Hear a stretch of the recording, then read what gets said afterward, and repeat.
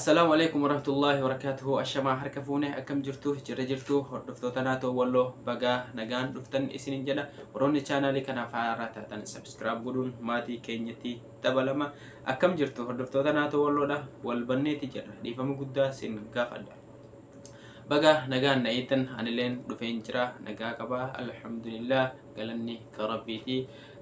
Asumaan baga gammaddan baga gammanne isinin jedha. Sheekh Abdalatif walloodha barsiisaa ilmiidha barsiisaa diinii kan tahe hiikameetii ture badii takka malee mana hidhaa Kamisee keessatti kan dararamaati ture jechuudha. Yeroo ji'oota baay'ee lakkoofsiseetii jira jechuudha. Isa bichaa oduu hin taane kan meeqaatamaan kan lakkaa'amanitu jira jechuudha. Isa jalatti kan hiriiran sababaan hidhamaniifis badii takka malee dhala jechuudha. Sababa TPL walloo dhuunfachuudhaan isaan gargaartanii jirtan jedhanii kan hidhaniitii jiran jechuudha. Ijoollee baay'eedha kan hidhaniitii jiran. Kanaafuu jechuudha Sheekh Abdalatif Kamiseedha baga nagaan baate baga rabbii nagaan si baase jennaan asumaan inshaallah akkasuma immoo Oromiyaa miidiyaan guddaa galateeffannaa afaan Ingiliffaatiin afaan Amaariffaatiin jechuudha haga danda'an jechuudha iyyata jechuudha yeroo nami iyyata isaanitti himatu sagalee ta'aniifii jiran jechuudha. Torbaan kana keessa yeroo isaan hiikamuu qaban kanas halkanii guyyaa kan gabaasaatii turan jechuudha. Jala bu'anii asumaan guddaa galatoofannaa hordoftoota walloo naatoo walloodha baga irra deebiin nagaan dhufta isiniin jedha. Kan waliin ilaalu tahaa haga dhuma sagantaa kanatti nafaana turaadha. Asumaan Sheekh Abdalatif baga rabbii nagaan si baase jennaani akkasuma immoo warreen isa jalatti hiriiran hoo warreen isa jalaan jiran baay'eedha jechuudha kan hidhamanii jiranii. Rabbiin nagaan haa baasu isaan du'aa godhaa fi akkasuma karaa dandeessaniin sagalee ta'uu fi itti fufaa isiniin jedha. Akkasuma qeeroon Oromiyaadha karaa TikTokitiin karaa social media kamuutiin jechuudha. Wallahi baay'ee takka gammadeetii jira akka kiyyatti jechuudha.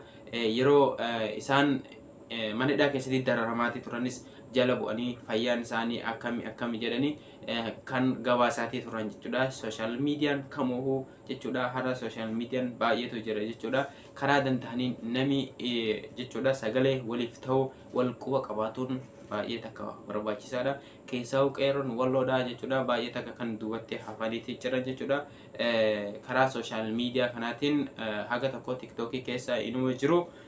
Kanaafuu jechuudha irratti xiyyeeffadhaatii yoo abbaan iyyate malee ollaan nama hin dirmatu jettimi Oromoon. Kanaafuu yoo isin iyyattanii karaa danda'ameen nu gargaaraa jettanii warroonni Oromiyaatis kutaa biraatis hin gargaaruu danda'an malee waa akkanan hin jiru jechuudha. Kanaafuu isinis tokkummaa keessan cimsaatii walirratti duulu dhiisaatii waa'ee hidhamtoota keessanii irraa dubbatu halkanii guyyaa irraa haasa'u jala buutaniiti jechuudha. Amma Sheekh Abdalatif kan gadhiifameeti jiru jechuudha. Nagahan simatameeti jira alhamdulillah galanni ka rabbiiti. Baga rabbiin isaa nagaan nuuf baase baga gammadanii baga gammanne akkasuma warreen isa jalaan hiriiranii jiranoo baay'eetu jira. Ijoolleen dawwee harawaa ijoolleen qorii ijoolleen jiillee aanaa jiillee dhumuugaa ni beektan silaay akkasuma haxaayyee jechuudha. Sadeet makkannaarraa kan hidhamanis baay'eetu jiru. Akkasuma haga baateedha haga warra waayyuu keessa jechuudha. Ijoollee baay'eedha kan hidhamaniiti jiran jechuudha. Kan lakkoofsaan himamee dhumuumti jechuudha hedduudha.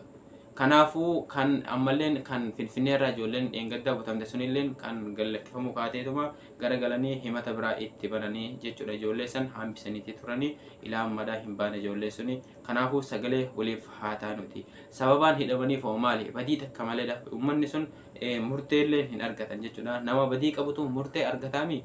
Kanaaf murteellee hin arganne ilaa ammadaa ijoollee sun kan hidhamteeti jirtu jechuudha. Kanaafuu sagalee waliif haa taanuti. Murteen isaanii maali jennee jechuudha irratti xiyyeeffannee akkamiin murtoo argatuu dhabanii xalayaa haga federaalaa barreessuun jechuudha. Akkuma itti fufetti jira jabaadhaa isinin jedha. Warroonni xalayaa kana barreessitanillee guddaa takka galatoomaadha.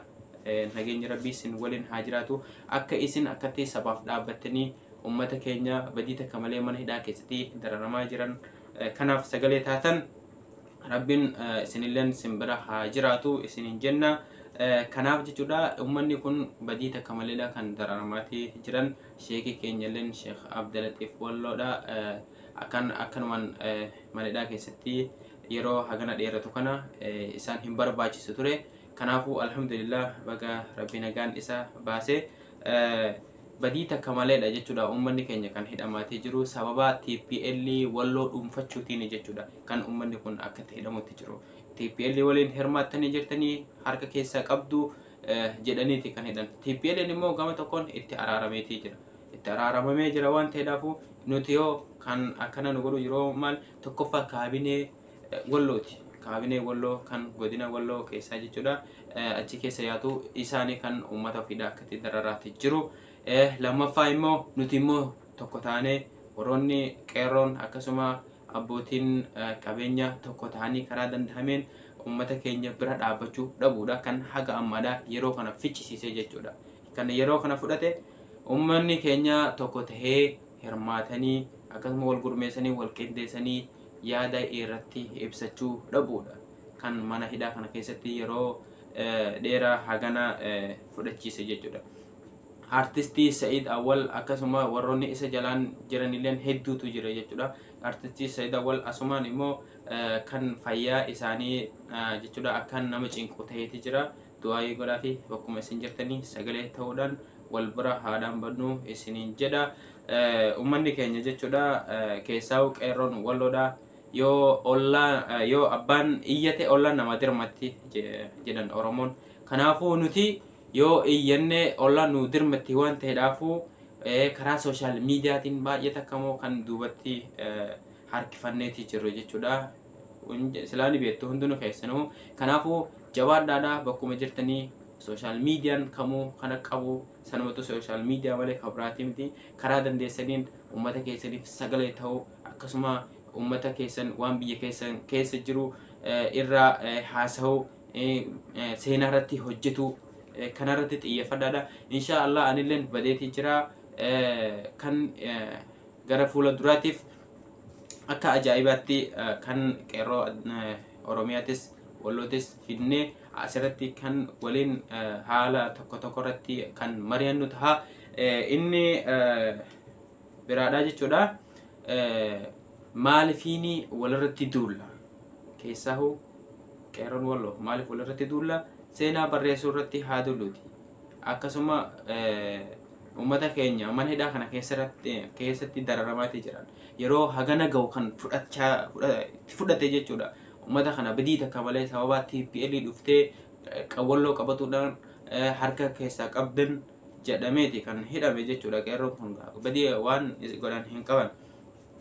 TPL waliin hirmaattanii jirtanii harka keessaa qabdu jedhaniiti kan hidhanii akkasitti dararaatii jiran jechuudha. Namoota baay'eedha kan hidhanii dararanii kan barumsa isaatiin jechuudha biyyattii jijjiiruu danda'u. Kan biyyattii jijjiiruu danda'u jechuudha barumsa isaatiin. Akka barumsa isaatiin kan biyyattii jijjiiruu danda'utu mana hidhaa kana keessatti dararamaati jira. Kan mana hidhaa kana keessa hin jirre hoo kan baqatetu jira. Kan jechuudha biyya alaadhaa deeme jechuudha kan baqatee barumsa isaa biyya kusaniin kan biyyattii of jijjiiruu oduu hin taane kan biyyattii jechuudha jijjiiruu danda'utu baqatee jira jechuudha. Kana hoo kana maaltu godhuu jira? Kaabinee godina Walloo Kamisee kanuma kabiraatii miti.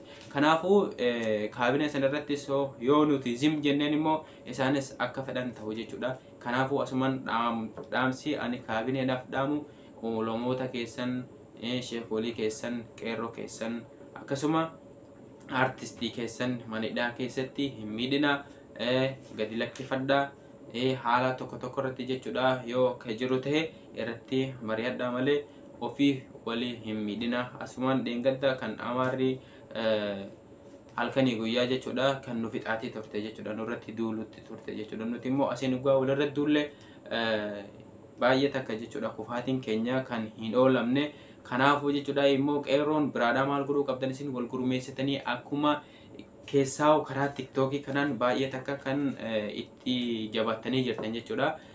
Jabaadhaa isin jedha warroonni TikTok keessatti qabsaa'uu jirtan akkasuma immoo sagalee Walloodhaa tahuu jirtan jechuudha.